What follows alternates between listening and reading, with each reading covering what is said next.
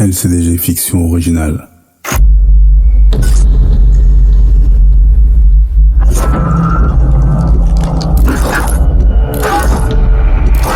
Tu es prêt? Oui.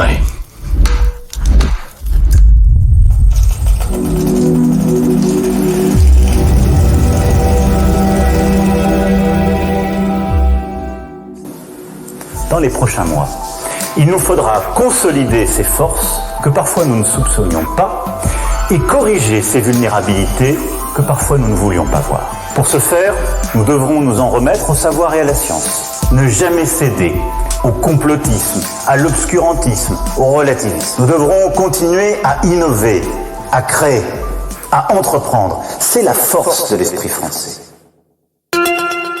Alerte coronavirus. La proxémie est un néologisme. C'est l'étude des distances sociales entre individus.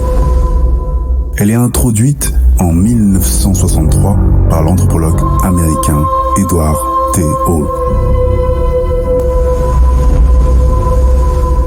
Il dit qu'il existe 4 distances lors des échanges entre individus.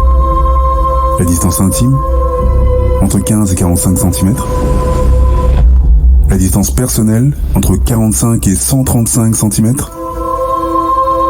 La distance sociale, entre 1m20 et 3m70. Et la distance publique, supérieure à 3m70.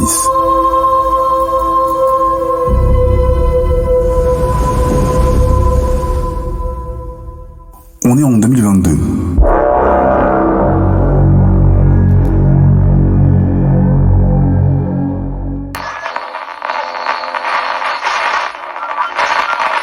L'immunité collective correspond au pourcentage d'une population donnée qui est immunisée et protégée contre une infection à partir duquel un sujet infecté introduit dans cette population ne va plus transmettre le pathogène car il rencontre trop de sujets protégés.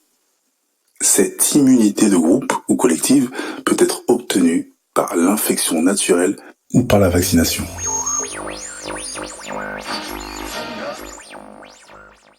Liam est un homme de 35 ans, podcasteur pro chez Digipod.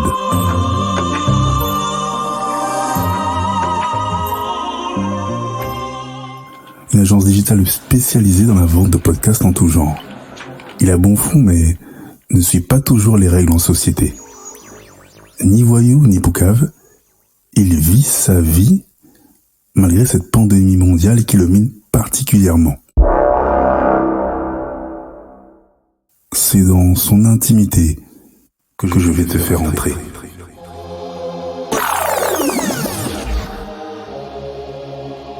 Paris. Appartement de Liam. Intérieur nuit. L'ensemble de son appartement est peu meublé.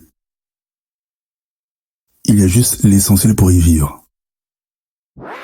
Liam est au salon, assis sur son très long fauteuil 5 places en faux cuir noir. Il ne se change pas. L'œil hagard, un verre de rouge à la main qu'il fait danser par un mouvement circulaire. Il tripote au même moment un morceau de papier de la main droite. Dessus, il est inscrit « Contactez-moi. Vite, vous êtes en danger. » Il est 19h. Ce vendredi qui annonce le week-end est censé être relax. Mais ça fait 2 heures que Amani, sa compagne, l'a déposé chez lui. Il ne pense ni à elle, ni à lui envoyer des SMS, ni de vocaux WhatsApp. 2 heures que, vers après vers, il réfléchit à ce qu'il est en train de se passer dans sa vie. Pourquoi lui, se demande-t-il? C'est un homme lambda. Il n'est pas le premier homme qui pratique la fécondation in vitro.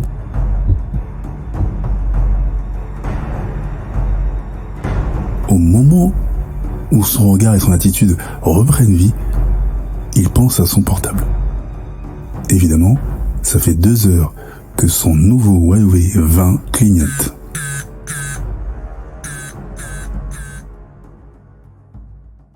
Il pose son énorme verre sur sa table basse blanche et se lève.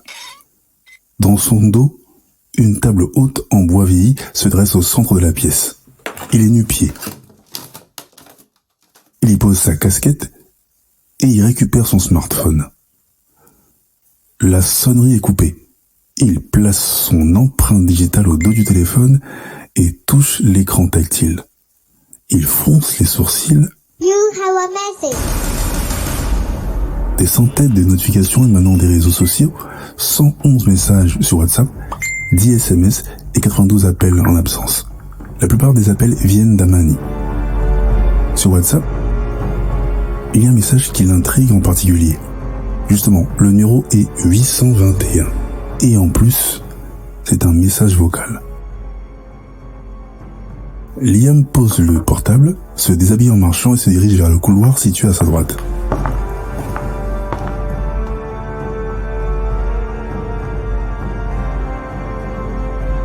Son corps rempli de tatouages et sa musculature saillante sont toute une histoire à eux seuls. Au bout, sa salle de bain. Il entre, laisse la porte ouverte et prend une douche 5-6 minutes durant. Les yeux fermés et la tête dans ses pensées, il coupe l'arrivée d'eau. Eau qui dégouline de son crâne rasé à son visage. Son regard sérieux, ses yeux d'un marron très clair accentuent son expression. Il s'essuie avec une grande serviette, puis enfile un peignoir sombre et des claquettes. Il presse le pas et se dirige vers la table haute. Il récupère son portable et retourne sur son fauteuil. Il s'assoit, prend son verre et finit sa lampée. Sur l'écran de son smartphone, il se balade sur WhatsApp. Il clique sur le message du numéro inconnu 821 qui dit d'une voix déformée « Liam, méfie-toi de tout le monde. Toi et la fille êtes très importants. » Il réécoute ce message une dizaine de fois. L'expression de son faciès demeure le même. Il envoie un SMS à Amani pour lui confirmer que tout va bien. Il est juste fatigué de sa semaine. Il gît sur son canapé une poignée de secondes à regarder le sol et finit par se rhabiller. 21h, porte de Clignancourt, appartement d'Amani. Intérieur nuit.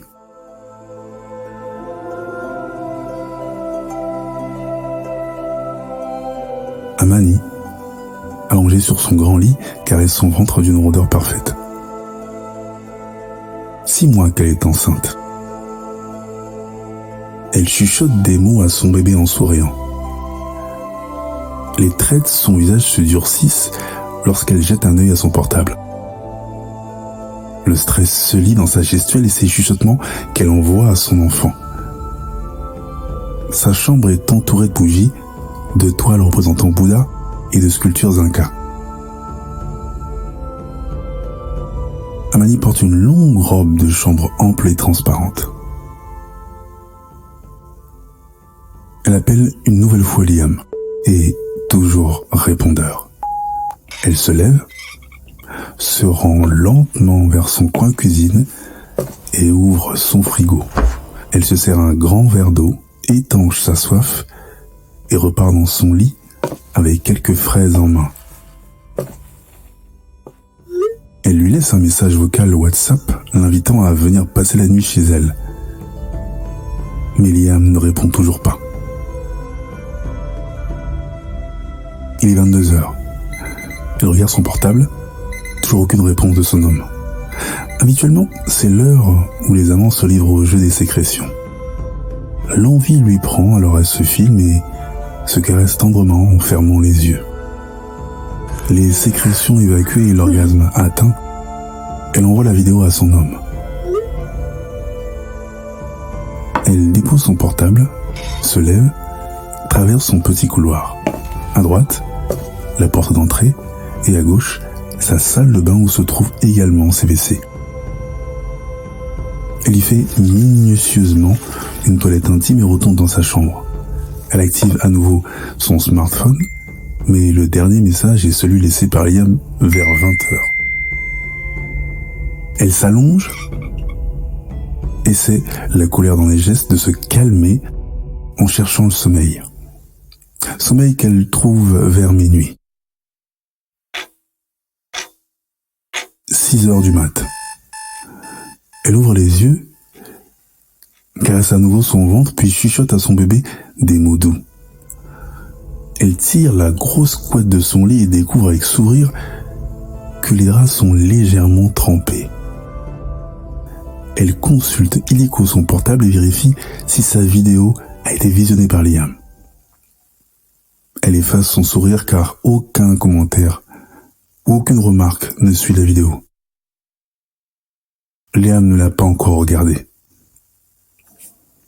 Elle se lève, retire le drap souillé et part en direction de sa salle de bain. Elle met le drap dans son bac à linge sale et se fait couler un bain.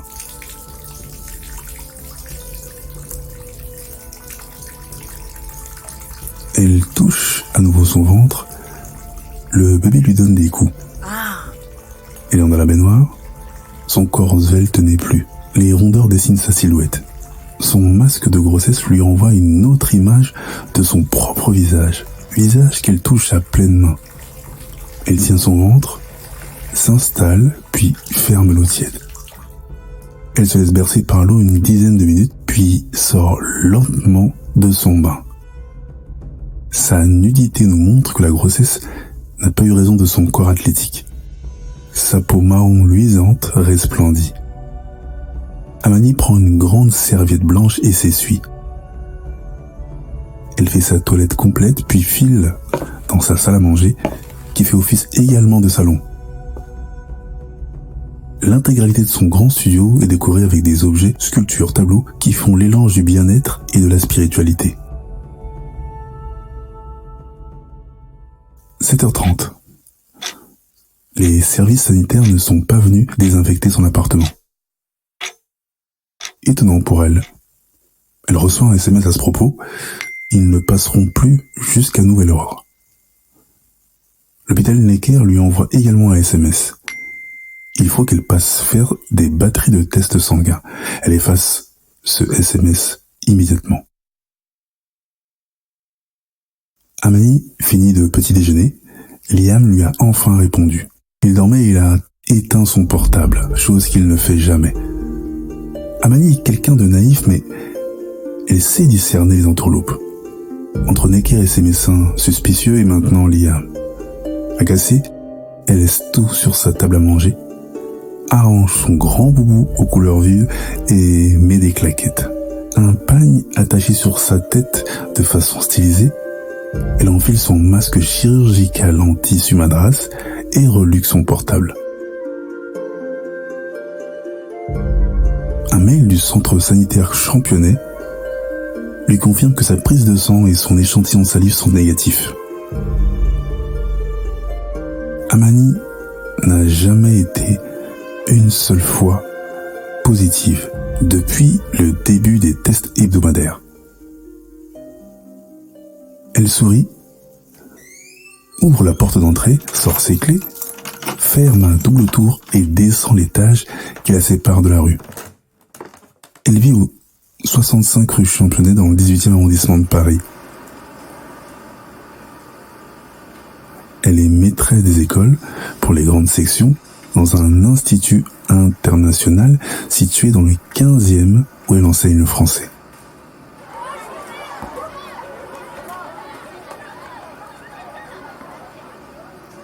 La balade au marché aux puces est concluante. Amani rentre tranquillement chez elle avec un sac rempli de fruits dans une main et une nouvelle toile dans l'autre. 20 degrés à l'ombre de tout, elle arpente les rues qui l'amènent vers son domicile, les yeux souriants. Plusieurs passants lui proposent de l'aider, mais elle refuse gentiment. Arrivée dans son studio, son téléphone vibre. Elle dépose ses courses. C'est un vocal de Liam. Eh ma belle, je suis hyper désolé pour hier soir, je te jure. On remet ça ce soir sans faute. Au fait, j'ai eu les résultats de mon test. C'est encore négatif. J'ai bien reçu les tiens. Je t'envoie les miens tout de suite. On en reparle. parle plus tard, mais perso, je n'ai jamais été positif, malgré que j'ai fréquenté des gens qui l'étaient. J'enregistre mon podcast cet après-midi et je te rejoins en début de soirée chez toi. Bisous ma puce. Mouah. Amani sourit à pleines dents et envoie des cœurs à Liam via WhatsApp. 14h, Gambetta, appartement de Liam, home studio. Liam est assis dans une petite pièce de 10 mètres carrés. Une casquette vissée sur la tête et un casque dans les oreilles. Micro, anti-pop, baffle, Chromebook, isolation anti-bruit, tout y est. Sur son écran Chromebook tactile, un logiciel d'enregistrement et de mix s'affiche. Il touche l'écran et la maquette mixée démarre. Ce podcast est sponsorisé par Chromebook, ordinateur portable tactile intergénération.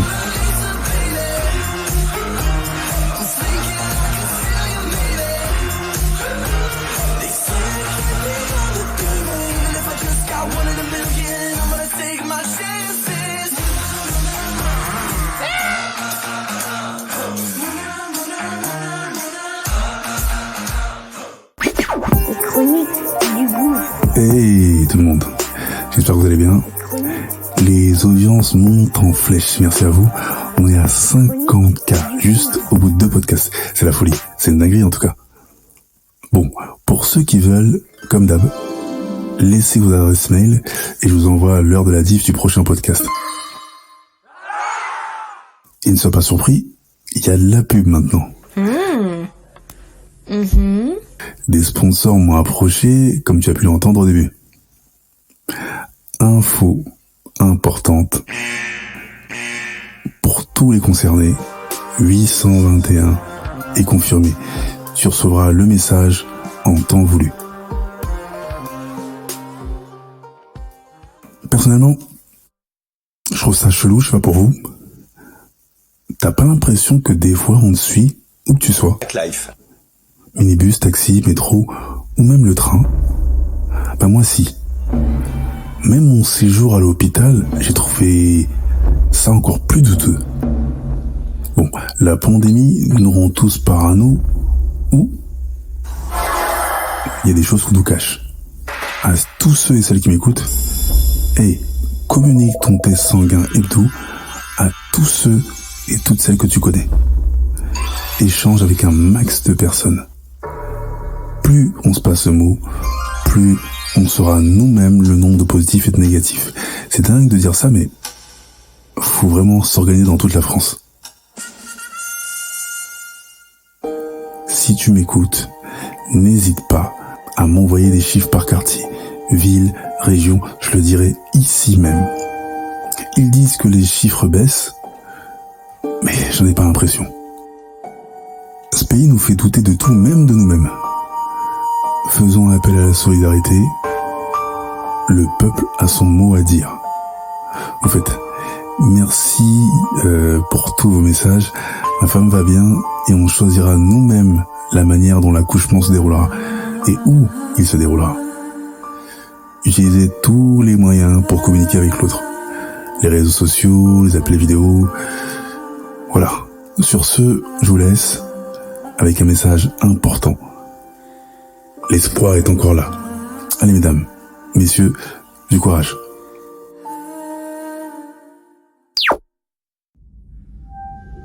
L'endométriose est une maladie complexe.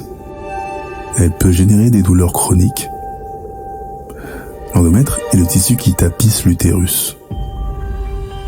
Sous l'effet des hormones, au cours du cycle, l'endomètre s'épaissit en vue d'une potentielle grossesse.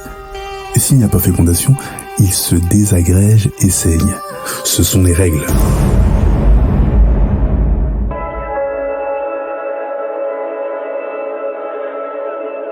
Chez 10% des femmes, les cellules semblables au tissu endométrial, qui se développent hors de l'utérus, ne sont pas détruites et se greffent sur les organes, provoquant alors des lésions, des adhérences et des kystes ovariens. Mais les médecins se veulent rassurants. venez consulter en cas de doute. Ceci est un message du site endofrance.org.